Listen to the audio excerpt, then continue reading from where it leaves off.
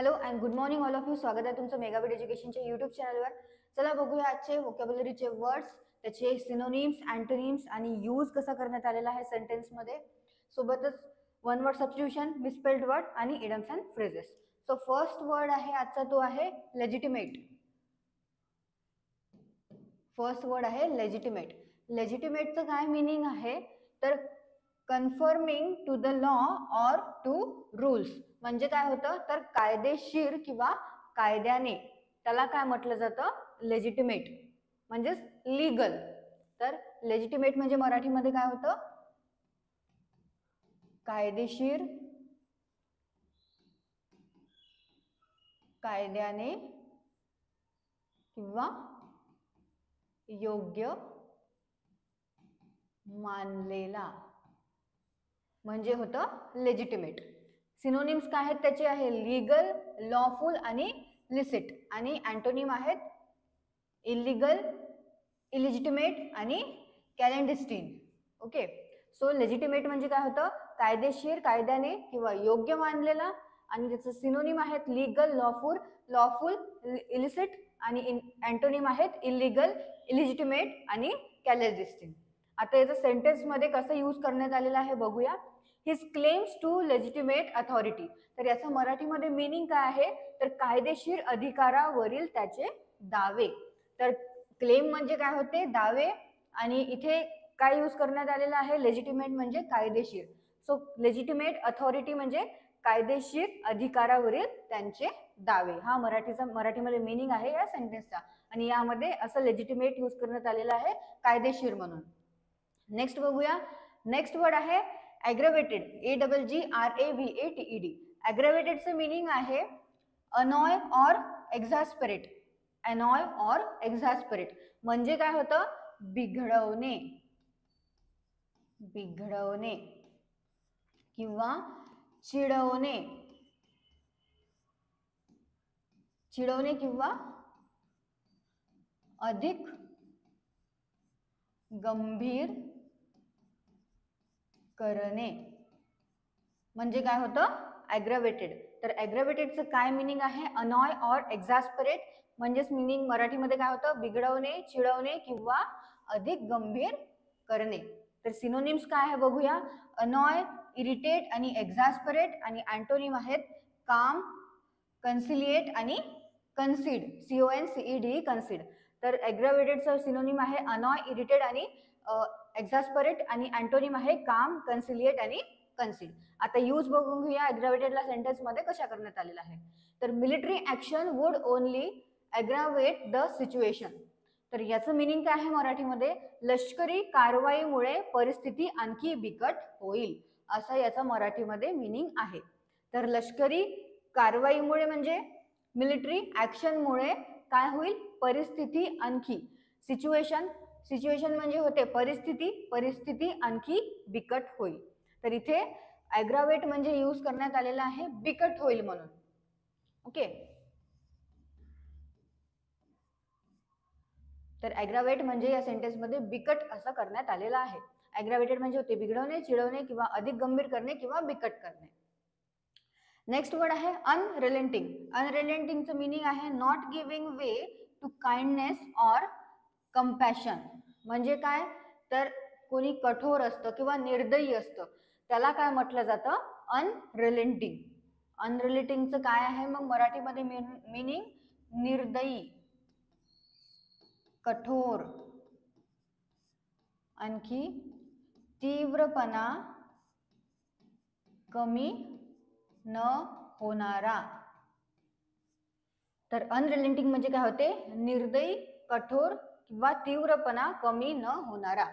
आणि त्याचे सिनोनिम्स आहेत कंटिन्युअल, कॉन्स्टंट, कंटिन्युअस. आणि अँटोनिम आहेत इंटरमिटेंट आणि स्पॅस्मोडिक. SPASMODIC. ओके. अनरिलेंटिंगचं काय मिनिंग आहे not giving way to kindness or compassion म्हणजे जो निर्दयी आहे, कठोर आहे, तीव्रपणा कमी न होणारा आहे ज्याचा, त्याला म्हटलं जातं अनरिलेंटिंग. आता सेंटेन्स मध्ये यूज बघूया. Unrelenting opponent. तर याचं मिनिंग काय आहे मराठीमध्ये तर निर्दयी विरोधक. अपोनंट म्हणजे काय होतं विरोधक. तर याच्यामध्ये अनरिलेंटिंगला यूज करण्यात आलेला आहे ॲज अ निर्दयी म्हणून, निर्दयी विरोधक म्हणून याचं अर्थ आहे अनरिलेटिव्ह अपोनंटचा. नेक्स्ट बघूया वर्ड. नेक्स्ट वर्ड आहे रिझम्पशन. रिझम्पशनचं मीनिंग आहे the action of beginning something again after a pause or interruption. म्हणजेच काय करणे, एखादं काही इंटरप्शन झालेलं आहे तर पॉज घेतल्यानंतर परत त्याला चालू करणे, परत त्याला स्टार्ट करणे. म्हणजेच काय होतं, पुन्हा सुरू करणे किंवा पुन्हा चालू होणे, पुन्हा चालू करणे, त्याला काय म्हटलं जातं, रिझम्पशन. रिझम्पशन म्हणजे होतं मराठीमध्ये पुनरारंभ, म्हणजे पुन्हा आरंभ करणे किंवा पुन्हा सुरू होणे किंवा पुन्हा सुरू करणे, पुन्हा चालू होणे किंवा पुन्हा चालू करणे म्हणजे होतं रिझम्पशन. सिनोनिम आहेत रिस्टार्ट, रिस्टार्टिंग आणि रिकमेन्समेंट. रिस्टार्ट, रिस्टार्टिंग आणि रिकमेन्समेंट हे सिनोनिम आहेत रिझम्पशनचे. आणि अँटोनिम आहेत सस्पेन्शन आणि अबॅन्डनमेंट. आता यूज बघूया सेंटेन्स मध्ये कसा करण्यात आलेला आहे रिझम्पशनला. With peace came the resumption of foreign imports. So याचा मराठीमध्ये मीनिंग आहे शांततेसह परदेशी आयात पुन्हा सुरू झाली. शांततेसह म्हणजे पीस, पीस म्हणजे होते शांतता, शांततेसह परदेशी आयात म्हणजेच फॉरेन इम्पोर्ट पुन्हा काय झाली, सुरू झाली, असा या सेंटेन्सचा अर्थ आहे. आणि असं याच्यामध्ये रिझम्पशनला यूज करण्यात आलेलं आहे की जे फॉरेन इम्पोर्ट आहे ते पुन्हा सुरू झाली म्हणून. आणि इथे रिझम्पशन मध्ये यूज करण्यात आलेला आहे की पुन्हा सुरू झाली. नेक्स्ट बघूया one word substitution. One word substitution मध्ये फर्स्ट आहे कॅलिग्राफी. कॅलिग्राफीचं मीनिंग आहे art related to ornate or good handwriting. म्हणजे काय होतं कॅलिग्राफी. कॅलिग्राफी म्हणजे काय होतं मग सुलेखन किंवा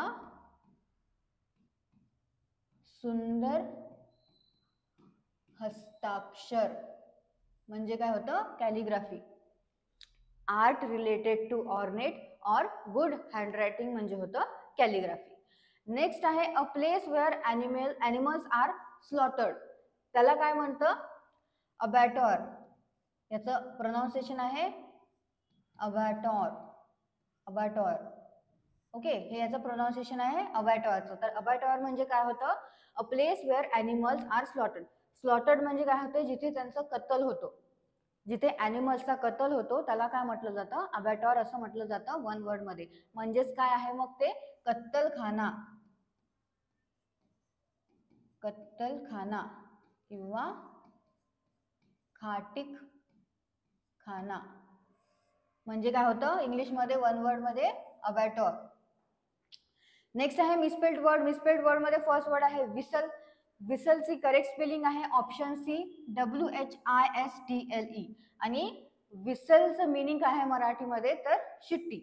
जशी कुकरची शिट्टी असतं किंवा कोणी शिट्टी वाजवतं, शिट्टी मारतं, त्याला काय म्हटलं जातं, त्याला विसल असं म्हटलं जातं. सो विसल म्हणजे काय होतं तर शिट्टी. आणि स्पेलिंग काय आहे विसलची WSILTLE, WHISTLE. नेक्स्ट आहे लॉन्ड्री. तर ऑप्शन बी करेक्ट स्पेलिंग आहे लॉन्ड्रीची LAUNDRY. आणि लॉन्ड्री म्हणजे काय होतं तर कपडे धुवून मिळण्याचे ठिकाण. जिथे कपडे धुवून मिळते तिथे त्या ठिकाणाला काय म्हटलं जातं लॉन्ड्री असं म्हटलं जातं. आणखी काय आहे तर धुलाईचे कपडे, त्याला सुद्धा काय म्हटलं जातं लॉन्ड्री.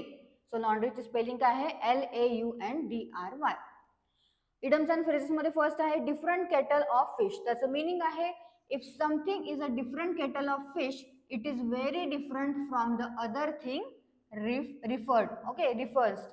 तर त्याचं मीनिंग काय आहे तर पूर्णपणे वेगळी गोष्ट, जी म्हणजे अदर थिंग पेक्षा, दुसऱ्या गोष्टीपेक्षा पूर्णपणे वेगळी जी असते, डिफरंट जे असते, त्याला काय म्हटलं जातं different kettle of fish. Different kettle of fish म्हणजे काय होते मग पूर्णपणे वेगळी गोष्ट किंवा पूर्णपणे वेगळा प्रकार, पूर्णपणे वेगळी गोष्ट किंवा पूर्णपणे वेगळा प्रकार म्हणजे काय होतं, different kettle of fish. Next आहे down at heel. Down at हिलचं मिनिंग आहे someone who is down at heel is short of money. आणि डाऊन इन हिल हे यूज करण्यात येते, is used in American English. So down at heel काय आहे meaning, someone who is down at heel is short of money. म्हणजेच काय आहे तर परिस्थितीमुळे किंवा गरिबीमुळे ज्याची परिस्थिती हे असते खूप कमी असते, त्याच्याकडे पैसा खूप कमी असतो, त्याला काय म्हटलं जातं, डाऊन ॲट हिल. आणि अमेरिकन इंग्लिशमध्ये त्याला म्हटलं जातं down in hill. Down at hill म्हणजे काय होतं तर गरिबीमुळे किंवा परिस्थितीमुळे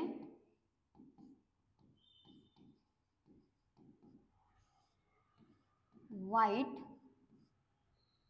स्थिती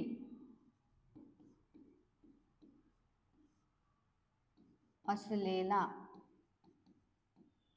गरिबीमुळे किंवा परिस्थितीमुळे वाईट स्थिती असलेला किंवा बेताची आर्थिक परिस्थिती असलेला म्हणजे काय होतं, down at heel. Down at हिलचं काय मिनिंग आहे मग, गरिबीमुळे किंवा परिस्थितीमुळे वाईट स्थिती असलेला किंवा बेताची आर्थिक परिस्थिती असलेला जो असतो त्याला काय म्हटलं जातं फ्रेजेसमध्ये, डाऊन ॲट हिल. सो हे आहेत आपले आजचे idioms and phrases. One word substitution, idioms and phrases, misspelled word आणि सोबतच व्होकॅब्युलरी आपण पाहिलेली आहे. सिनोनिम्स, अँटोनिम्स मराठीचे मीनिंग आणि मी जे तुम्हाला यूज सांगितलेलं आहे सेंटेन्समध्ये कसं करण्यात आलेलं आहे वर्डला यूज, ते सुद्धा परत तुम्ही एकदा बघून घ्या. नोट डाऊन करत चला दररोजचे वर्ड्स आणि आधी जे झालेले आहे ते पण एकदा रिवाइज करत चला, म्हणजे तुम्हाला ते सुद्धा लक्षात राहील. नाहीतर जे होत आहेत वर्ड्स ते तुमच्या लक्षात राहील आणि नंतर आधी झालेले तुम्ही विसरून जाल. सो रोज रोज रिवाइज करत चालायचे जे वर्ड झालेले आहेत. तुम्हाला सेशन आवडलं असेल सेशनला लाईक करा, चॅनलला सबस्क्राईब करा, सोबतच तुमच्या फ्रेंड्सला शेअर करा जे ऑलरेडी प्रिपेअर करत आहेत किंवा ज्यांनी स्टार्ट केलेलं आहे प्रिपरेशन आणि त्यांना व्होकॅब्युलरी थोडं हार्ड जातं. सो त्यांना शेअर करा. All the best all of you and thank you.